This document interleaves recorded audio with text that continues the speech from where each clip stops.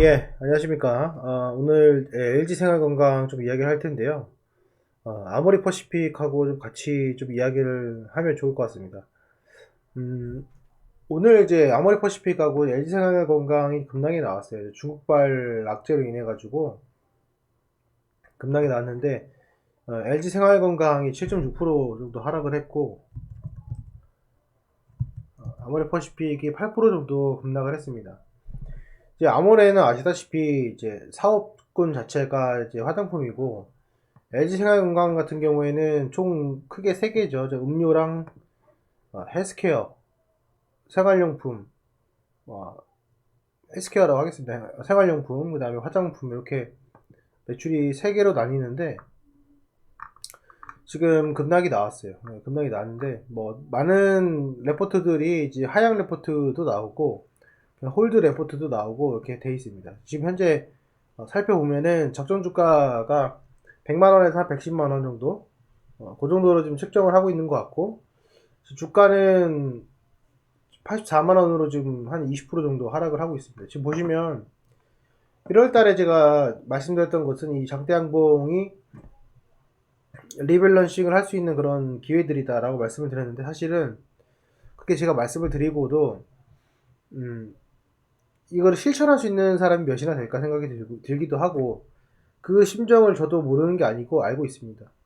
많은 분들이 뭐 140만 원 정도가 일단 1차 매수가 정도라고 볼 수가 있고 그리고 여기서 이제 한 번에 사신 분들은 사실상 문제가 돼요. 이거는 뭐 문제가 되는 거고 여기서 내가 어디까지 떨어질 수 있겠다라고 생각을 하고서는 그때 밑에 내려갈 때마다 저점으로 매수하신 분들은 한 120만 원 정도 그 정도 그리고 좀 더 보수적으로 보신 분들은 한 110만 원 정도 그래서 지금 크게 손실폭 자체가 40% 정도, 그 다음에 30%, 한 25% 정도 이렇게 군이 한 세 군데로 나뉘는 것 같습니다.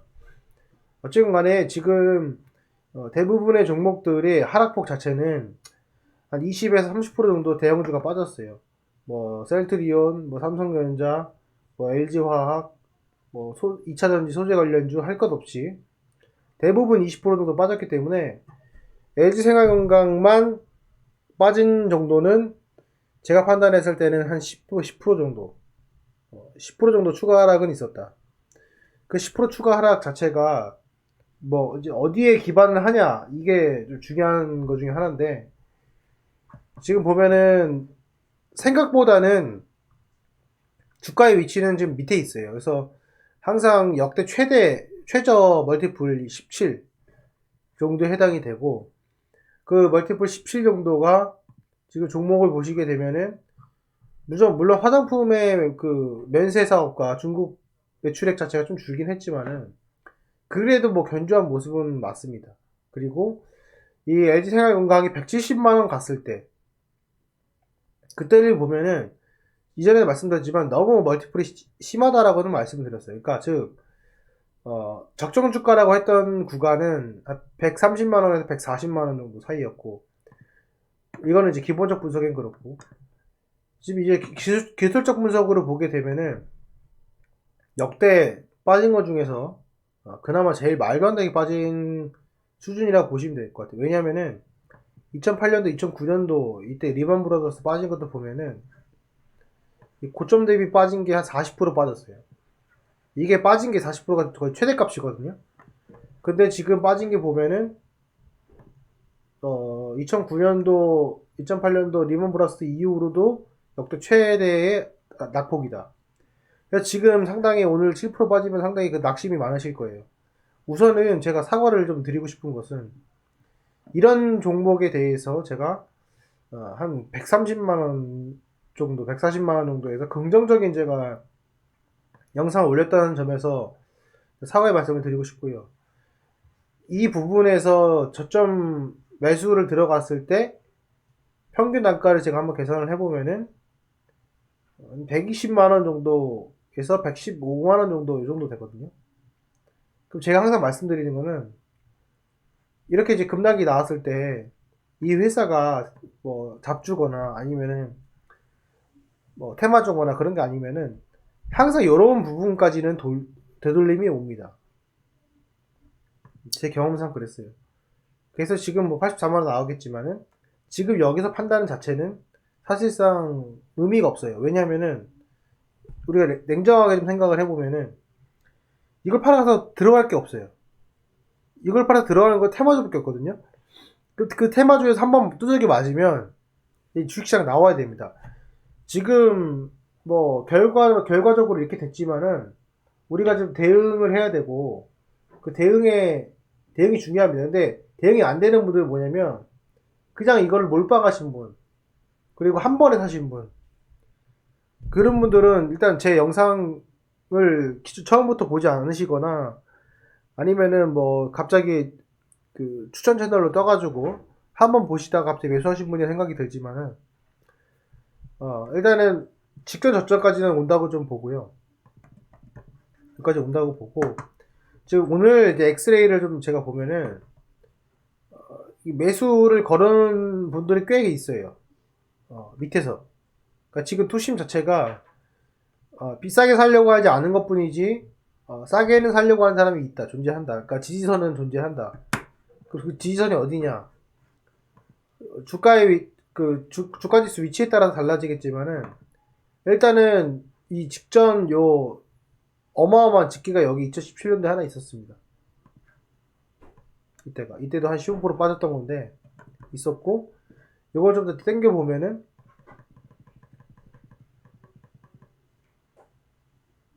이런 하락들이 있었어요. 이런 하락들은 보면은 하락폭 자체가 그렇게 심하진 않았거든요. 한 30%? 이 정도로 왔는데 지금 이건 역대급이란 말이에요. 반토막이라는 거. 이거는 뭐 신규 입장에서는 그래도 매력적인 가격은 맞다. 이게 무슨 뭐 매출액이 반토막이 나냐? 그건 아니라는 거죠. 제가 레포트 좀 몇 개 보면서 말씀드릴게요.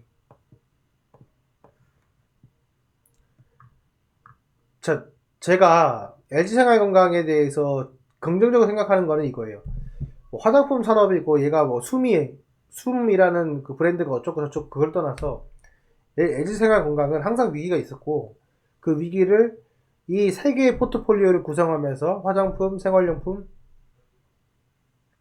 음료로 하면서 항상 이겨내 왔거든요. 지금 몇십 년간. 그렇기 때문에 저는 이 회사의 경영 능력을 어느 정도 인정을 하는 바가 있습니다. 근데 이 상태에서 지금 화장품의 매출액이 뒤쳐졌기 때문에 분명히 대안이 나올 거라 저는 봐요. 그게 생활용품이나 음료에서 커버를 하든 어쨌건 간에 그 대안이 나올 것이다 라는 생각을 하고 있고 그리고 실질적으로 지금 밑에 내려보시면은 내려보시면은 화장품 매출액 자체가 그렇게 많이 떨어지는 건 아니에요. 뭐 기존보다 좀 10% 정도? 한 5%에서 10% 정도? 그 정도 차이고, 그런 것들을 음료랑 생활용품이 메꾸고 주고 있다. 이렇게 좀 보시면 될 거고.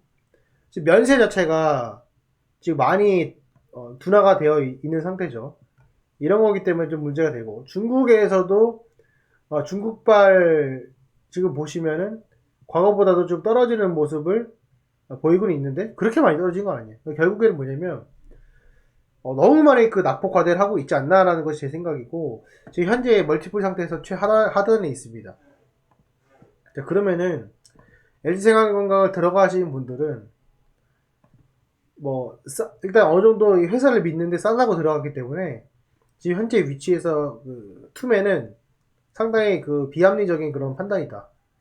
저는 그렇게 생각이 듭니다. 그리고 지금 이 480선이 지금 계속 내려가고 있잖아요. 요게 이제 평행하는 그 시점이 생길 거라고 보고요.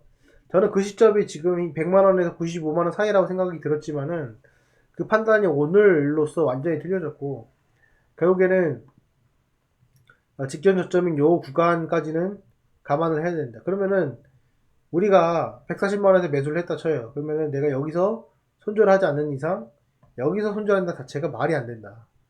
저는 그렇게 보고요.